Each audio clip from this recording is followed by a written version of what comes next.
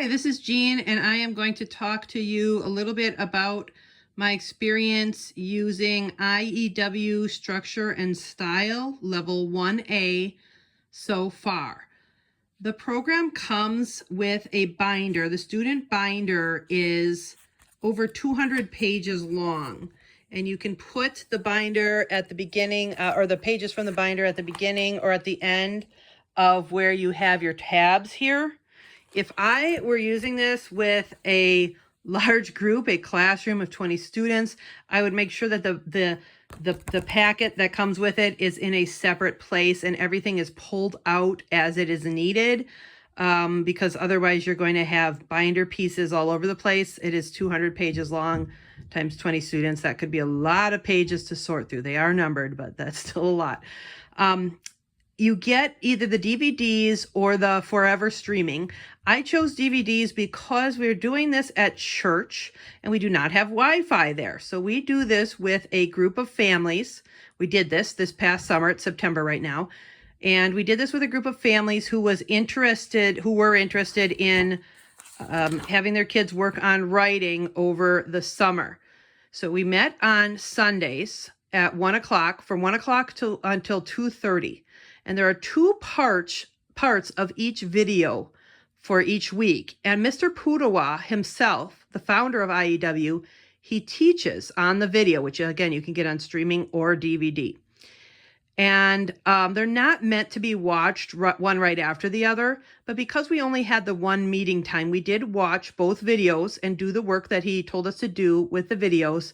And then we took our work home and did the work for the remainder of the week's assignments, which was always going to be working on one essay. At first, we got all our work done during that hour and a half. Then it started to be that it was 20 minutes of work at home per kid. Pretty soon it was 30, and it kept going more and more, getting to be longer and longer at home. So you'll hear in the video that I'm including here of me teaching this with my youngest child who just entered second grade, that I ended up, especially when we started school again and we have everything like that going on, just breaking it up and having one child do each paragraph. You will also hear a lot of heavy scaffolding with the child I'm working with because he was only between first and second grade. This program is for grades 3, 4, and 5, Structure and Style Level 1A. And you'll hear on videos, I'm not going to explain the whole program because there's tons of videos and I will link one in the description, but you'll hear them talk about how they wouldn't use it beneath 5th grade, especially if you have students who have difficulties with writing or reading. So I believe in the program he's teaching 4th graders, but it's supposed to be a 3 to 5 grade band, but I would say 5, 6 more like, if you're expecting them to do it on their own. I heard on the videos how much fun the kids had watching it and stuff like that. These kids, they didn't love it so much, but they were also writing during the summer, So anyway, they referred to Mr. Pudawa as their worst enemy and the leader of the Dark Army or whatever, but they do the work and they're learning a lot. I really think this is great for writing. And their thought there is imitation before innovation. Instead of write a story about, or write about this article or whatever, that you are imitating the writing that others have done.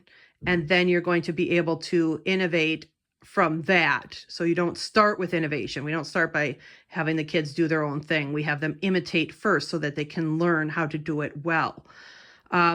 We had multiple age levels and multiple experience with writing and reading levels. And so each of the parents that was there, the parents sat with the kids during this program. We each chose what we would do to scaffold for our kids. And I know for me, I ended up typing for this youngest child who was between 1st grade and 2nd grade and is now in 2nd grade. And this is supposed to be handwritten and then revised and then handwritten again. And that's just a lot of writing. But I know another one of the parents used the work as copy work for her youngest child so that he was imitating good writing by writing it out, handwriting it out. So you can use it however you wanted to use it. But it is taught by Mr. Pudawa. Like I said, you can also teach the IEW yourself, but we got the one that was taught by him. And I do think it would be a really good thing for classrooms and for homes. I think it's mainly used in homeschools, but I know it's used in some classrooms. It is a neutral curriculum. It does not take any kind of point of view on anything. So we did unit 1 on note making and outlines. Then we did writing from notes.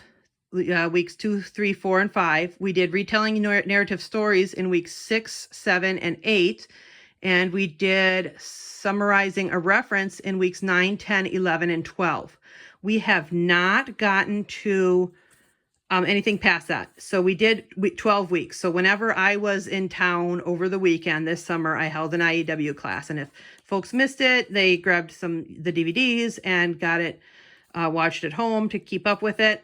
So next summer, we'll take these same kids, whichever families want to come back, and we'll do writing from pictures, summarizing multiple references, and inventive writing. People I've talked to who have used IEW have just said that it is great. And adults say they wish they had this when they were kids.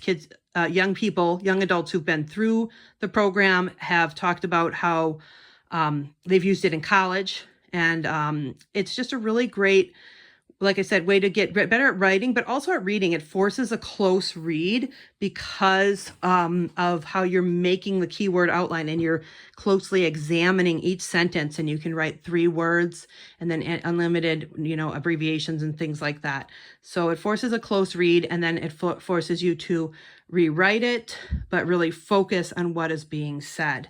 You go back and you do these dress ups, which I'll show you here. I'm going to flip to the page that we're on. Now, this is the axe that I mentioned in the middle of my writing. It is foam. It's part of a Velcro axe throwing set. And one of the kids didn't know I was recording a video, and he ran in and pretended to use the axe as a gun in the middle of me working with my youngest kid. So anyway, they read, they underline what they think is important. They write a keyword for what is in each paragraph. This is in lesson 11. And then we are behind. So we already finished all 12 lessons in our church group in the afternoons, or meeting at church with those who want to meet. And then we, at home we're behind. So we just did 11 today, and then we'll do 12 another day. So this shows what they need to do on for the essay that they're on right now.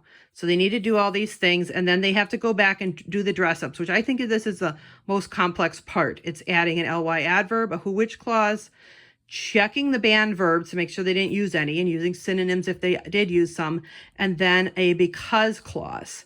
I am going to share myself working with my son, who is just in 2nd grade. So you can hear a lot of scaffolding going on, and he's writing, telling me, and I'm the scribe, whereas the older boys are typing this stuff themselves.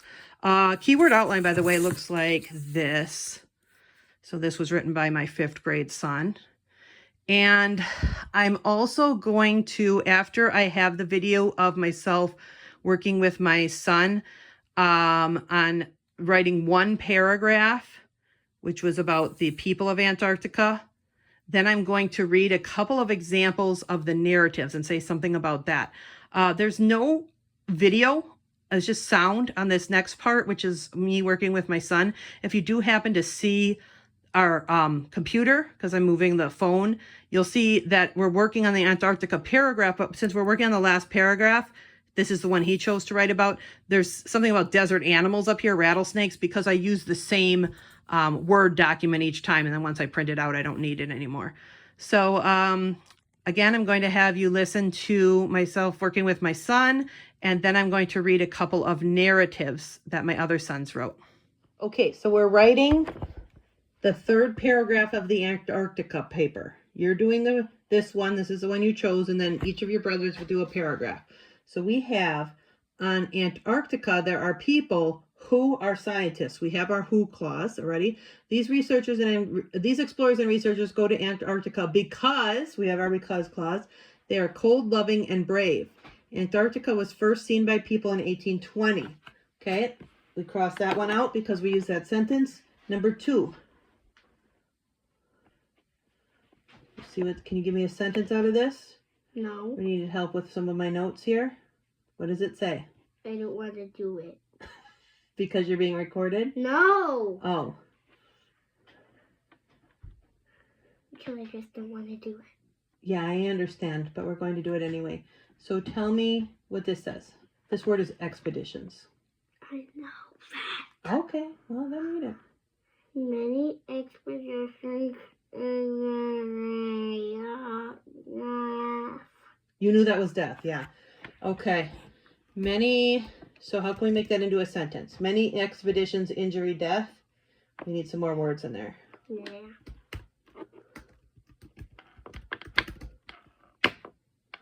How would you put that into a sentence?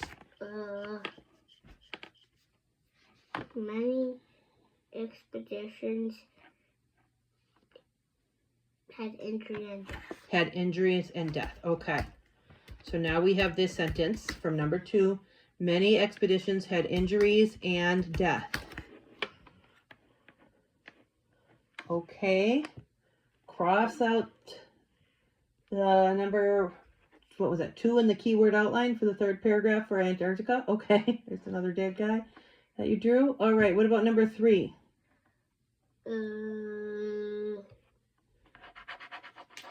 What does the keyword outline say? 19OZ. I feel like you're making fun of my writing. Yes. I am. Okay, 19. I'll fix it. Yeah. What do you think that Z is really supposed to be as a number? A 2. Yeah. 1902. First building was made of rocks. Okay. Got it. In 1902, the first building was made of rocks. Okay, good. Okay, I typed it. All right, cross it out. Number 4 in the keyword outline. Read that. You can either read it first and then tell me a sentence, or just tell me a sentence from it.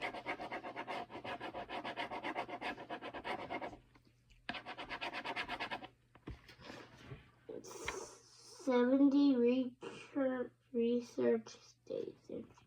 There were 70 research stations. Okay. There are 70 research stations. I'm just going to say on Antarctica. All right. Cross that one out and tell me from number 5. Just a second. All right. Are you going to do another dead guy? Oh, no. You're doing the research station? Mm-hmm. Okay. Just a second. Almost done. Okay. Looks like we need to do just one more detail, and then we have to do our clincher for this paragraph. And then another big button. Okay. Ooh, that looks like a good research station that you drew.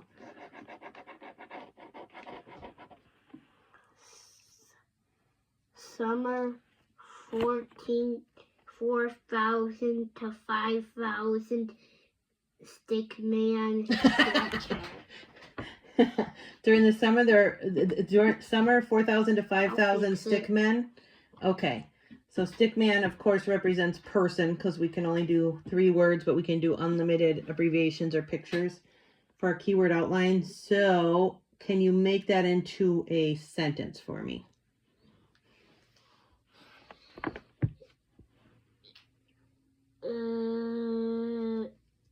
I don't know. Well, listen to me say the keyword outline and tell me what kind of words we could, you just tell me the words we can add. Just make it into a sentence so that it doesn't sound like it's not a complete sentence. Summer, 4,000 to 5,000 people. What does summer mean? Oh, that's a good question. So that during the summer months, that's when they have the most people in Antarctica. Oh. Good question. So how can we put that into a sentence for number 5? Okay.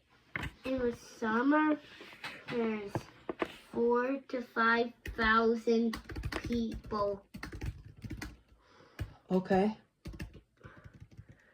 Got it. Wait for me to catch up with my typing. Okay.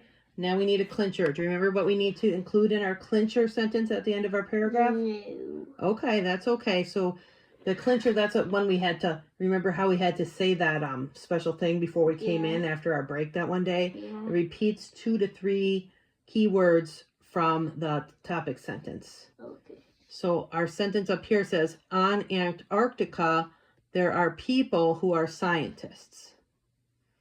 Then we have the details. These explorers and researchers go to Antarctica because they are cold-loving and brave. Antarctica was first seen by people in 1820.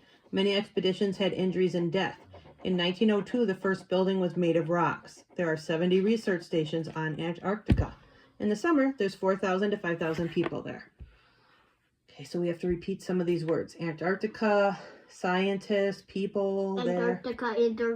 Antarctica. That would be 3 words, right?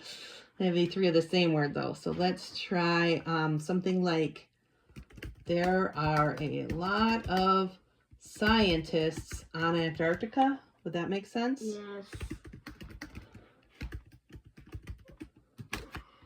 Okay, now which words did I repeat? Those are the ones I need to highlight. I'm gonna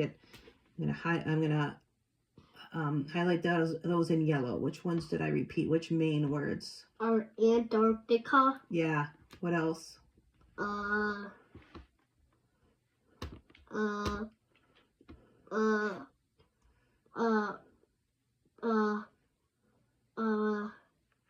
People. Yeah, people here, and I have scientists here, and I also have scientists here. Who are the people? So we will highlight that one. So now we have these words highlighted, but I have to highlight them up here as well. Okay, in the first sentence and the last sentence of the paragraph. So our clincher, we kind of wrap up that paragraph. Okay, now we need to check for our dress-ups. Finishing my highlighting here, our highlighting. And now we're going to check for our dress-ups. Okay, so we are on page 95 in our binder, and we need to make sure we have the structure. Name and date in upper left-hand corner. Yes, and we still have each brother needs to come in and do a paragraph for us. Double spaced, yes. We also have the title. We don't have our title yet because we haven't written all our paragraphs, so we'll handle that later. And we have not, in our lessons yet, written an introductory and conclusion paragraph. That will come in later lessons. So we have checklist on top, final draft, rough draft, keyword outline. We'll handle that later. So now we need to make sure we have an ly adverb. Yeah, let's start with the dress-ups here. Ly adverb. Okay. There are scientists.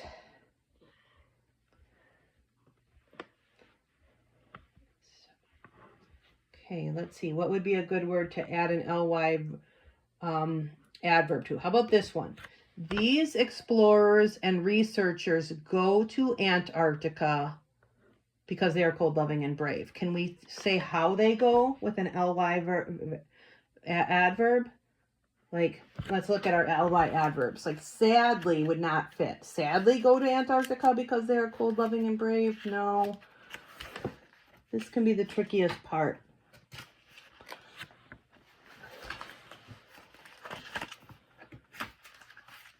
Let's see. Well, getting to the ly adverbs that you wrote down when Mr. Pudawa had you write them down. Okay, what would be a good one? Do they joyfully go to Antarctica? Do they proudly go to Antarctica? Bravely? What are you talking about? Right here. These explorers and researchers go to Antarctica because they are cold-loving and brave. How do they go? Bravely? You think that one would make sense there? These explorers and researchers bravely go to Antarctica because they are cold-loving and brave? Yeah. Okay. Brave 2 times. All right, that'll work. We could also come up with a synonym, but bravely is going to work because that will remind us that they're brave. They're braver than I am. I don't think I could go to Antarctica. Would you like to go to Antarctica and do some science? No. Okay, so we have our ly adverb, and we already have our who which clause. On Antarctica, there are people who are scientists. We will have to check for strong verbs in just a moment. We need a because clause. Whoops. I'm looking at the wrong thing. I said, I flipped back to the wrong page. I thought quality adjective. We haven't learned that yet. We will add that in a later writing when we do this next year. So, Not me. Not you?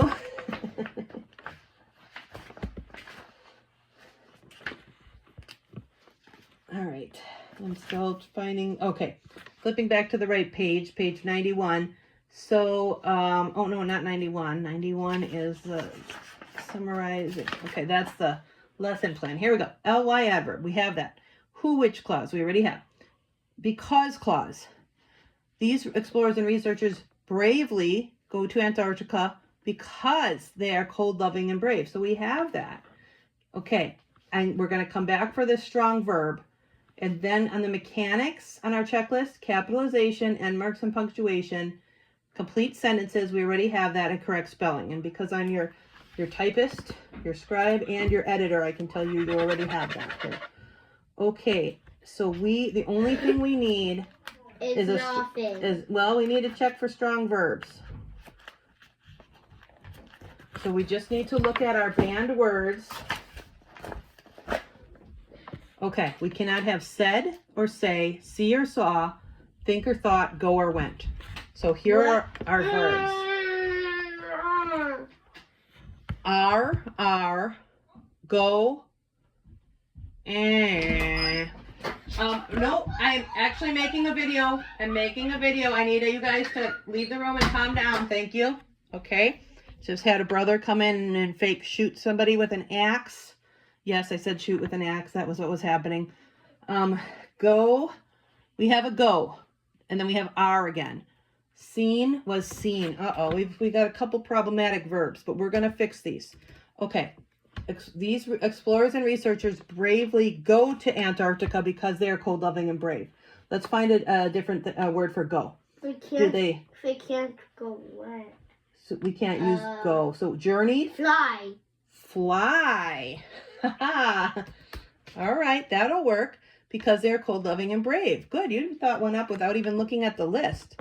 All right, was first seen by people in 1820. We got to get rid of seen because we can see on our banned words that that's not allowed. So Antarctica was first looked at, gazed at, admired, observed, spied, spotted, beheld. What do you think would be a good word for seen? Antarctica was first by people in 1820. Located. Okay. And I think that they knew that it was there before, but they hadn't been there. But we will go with located because you were doing such a good job thinking of your own strong verb. Okay, had, was, made, are, is, are. Okay, now I want you to read this paragraph out loud and make sure that we did a good job with it. Can you start with on Antarctica? Then you can be done and your other brothers will come to do the other paragraphs because we're doing one brother for each paragraph this time. Okay, start with on Antarctica. On Antarctica, there are people who are scientists. These explorers and researchers bravely fly to Antarctica because they are cold, loving, and brave. Antarctica was first located by people in 1820. Many expeditions had journeys in the had injuries and death. In 1902, the first building was made of rocks. There are 70 research stations on Antarctica. In summer, there's 4 to 5,000 people there.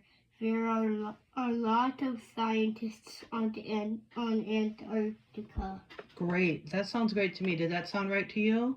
Yeah. It sounded like it could give a lot of information to people. Do you think we should put an exclamation point for the clincher, or do you think we should leave it as a period? Period. Leave it as a period. Okay. You are all done, my friend. Thank you. Thank you. One of the criticisms of IEW is that it is too explicit, derivative, and that the students do not get enough ability to write creatively. However, I was really impressed with during the time that they were allowed to do a retelling of the Little Red Hen about the different kinds of stories that my kids came up with. Now, I do want to point out that my kids are not homeschooled. They go to school full time. So it was their teachers who taught them to write. So they have had lots of writing practice before they took this IEW program. But again, the thought behind IEW is that the students first do imitation before they do innovation. So here they are imitating the story of the Little Red Hen with some innovation in there. So this is my son who is entering 5th grade, his retelling of the Little Red Hen with his own twist on it. Only I will. There once was a kid named LeBron James who lived in Los Angeles. He had a basketball hoop which he used vigorously. He asked people if they wanted to play basketball against him. Not I, laughed his dad, who was lazy. Not I, laughed his coach, who didn't believe in LeBron James. Not I, laughed his friend, who was busy. So he shot hoops by himself. Next he asked, who will run suicides with me? Not I, laughed his dad. Not I, laughed his coach. Not I, laughed his friend. So he ran them himself. Who will work out with me? He asked. Not I, laughed his dad. Not I, laughed his coach. Not I, laughed his friend. So he worked out vigorously by himself. Finally, he asked, who will go to the NBA with me? I will, exclaimed his dad. I will, said his coach. I will, yelled his friend. No, you won't, laughed LeBron James, who had put his blood, sweat, and tears into basketball. Only I will. And now you may notice it says said. That was before we added the banned verbs. They add a little bit each week. So this was week 8. They add a little bit each week. They don't make everybody do everything all in the first week. So we hadn't had the banned verbs yet. But that has a different kind of a tone than this Little Red Hen retelling, which was written by my son going into 4th grade.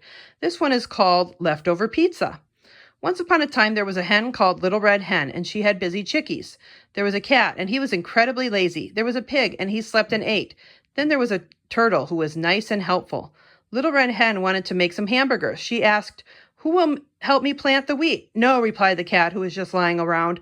No, replied the pig meanly. Sorry, I'm helping someone else right now. I'll help you later, replied the turtle. Little Red Hen asked, who will help make the wheat into bread? No, replied the cat. No, replied the pig.